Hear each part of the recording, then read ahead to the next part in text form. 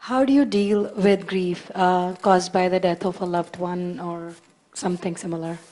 Grief. Mm-hmm.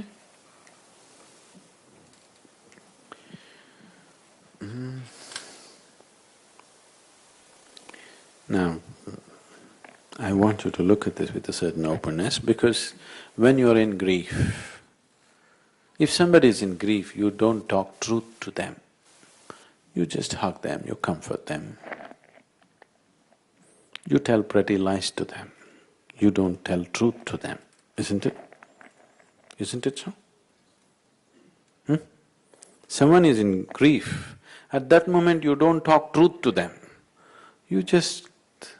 pretty things you tell them, gentle things. Isn't it so? Because when they're in grief, they're like little children, they're broken and they've become tender. You just handle them tenderly and leave it. Maybe after they stand up on their feet, then you can tell them the truth. But when they're in grief, you don't… it's not right, it's not appropriate to try to tell them the hard truths of life, isn't it? So if you are in grief right now, I will just say nice things to you, sweet things. I'm capable. Though till now I have not said anything sweet or nice to you, I am capable of those things. So, what is grief? Grief is fundamentally someone who was a part of your life in so many ways maybe, or in some way maybe, is gone. Yes? So all that's happened to you is, one part of your life has become empty. You're not able to handle that emptiness. See, one human being goes away, it doesn't mean anything to you. Because every day, thousands of people go away, isn't it? Do we know how many people die every day in the world? Not just in Iraq, I'm saying, everywhere. How many people die in a day? Does anybody have statistics? Huh? Nobody's running an undertaker business or something? I think they would have surveyed and found out how many… the business potential in a day. Maybe, I don't know, maybe 100,000 will die? Much more than that. 250,000 will die? Could be around that, isn't it? Somewhere in that range maybe, I don't know. Okay, whatever. Let's say 250,000 or 500,000 die. See, whether it's 250,000 or 500,000, 1,000,000 makes no difference. This is a large number of people die, okay? It doesn't leave vacuum in you, does it?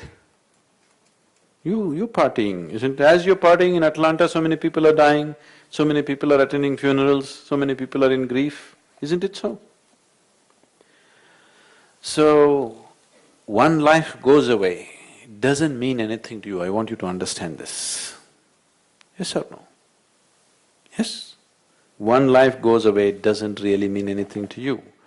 The problem is, this particular life, if it goes away, it leaves a hole in your life. That is the problem. So your problem, you need to understand, is not about death. Your problem is that it leaves you incomplete. Something leaves you incomplete. So, or in other words, another way of looking at this is, you are incomplete, you are trying to fill your incompleteness with people, with things, with your job. A lot of people would grieve much more if they lose their job or lose all their money than they lost their husband or wife. Isn't it so? Yes or no? I'm saying a lot of people, not you. A lot of people would, isn't it so? Financial problems, people suffer much more than death, isn't it so? Is that not so? It is so, isn't it? People will grieve not just about somebody's death, people will grieve anything that leaves a vacuum or a hole in their life, That's what they grieve. So what you're grieving is not death. What you're grieving is your life is incomplete in some way. Why is it incomplete? This life, when you look at this as a piece of life, this life has come as a whole. If you know this life the way it is, there is no question of incompleteness in this. This is a complete life. Do you think it's an incomplete life? This is a complete life. If this is an incomplete life, that means Creator has done a bad job. No bad job has been done, it's a great job. Very great job, far more than most people realize. It's too fantastic a job has been done on you. So, this is a complete piece of life. If you had experienced this life the way it is, then nothing would leave a hole in you, because this is complete life, because you did not fill this up with your profession or your car or your house or your family or something.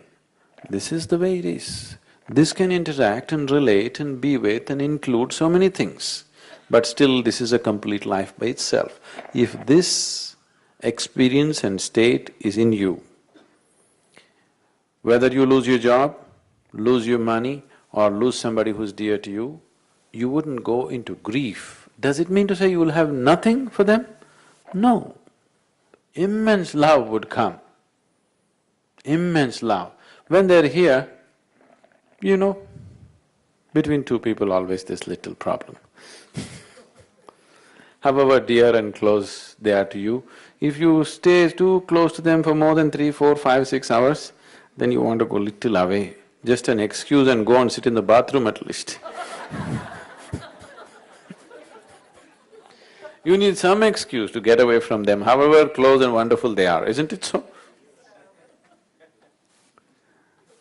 So when people are embodied, bodies can't be like this all the time. You can be like this for some time, after some time the bodies have to get apart. When they're disembodied, when they lost their body, now immense love will come forth because this barrier of the body is gone. Now there's no problem. They won't speak, they won't argue with you, they won't disagree with you.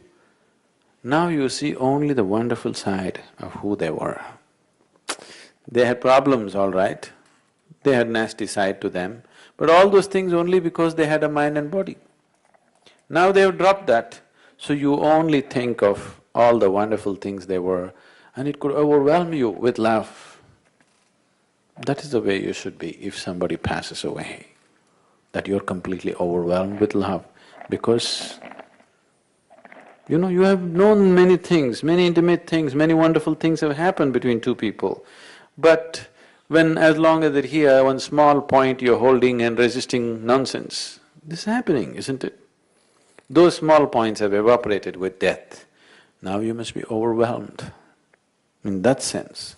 But grief is a crippling force, isn't it? Yes? Grief is a very crippling force, because grief leaves you a big hole in you, then you don't know what to do next. So grief is not about somebody's death, grief is just about your incompleteness. And grief can happen to you without anybody's death. People can be in grief simply because they're not successful, isn't it so? Yes? People can be in grief because they're not able to get what they want, isn't that so? Yes? People can be in grief if their house is burned down. People can be in grief if their car is lost. Yes? A child can be in grief if his teddy bear is gone, isn't it? Yes? A child may miss the teddy bear more than the parent. Isn't it so? He may grieve for the teddy bear much more than his grandfather. It is so. He may grieve for his dog much more than the grandfather. I've seen this happening and people are shocked. What is this? It is very human, don't worry. His connection with the dog is deeper than the grandfather, what to do? And what is wrong? What is the problem? So, Grief is not about somebody's death. Grief means you must grieve because you left yourself incomplete. What is so fantastic? What is so absolutely wonderful? Without experiencing that, you're just living in your head. You have every reason to grieve. I agree with you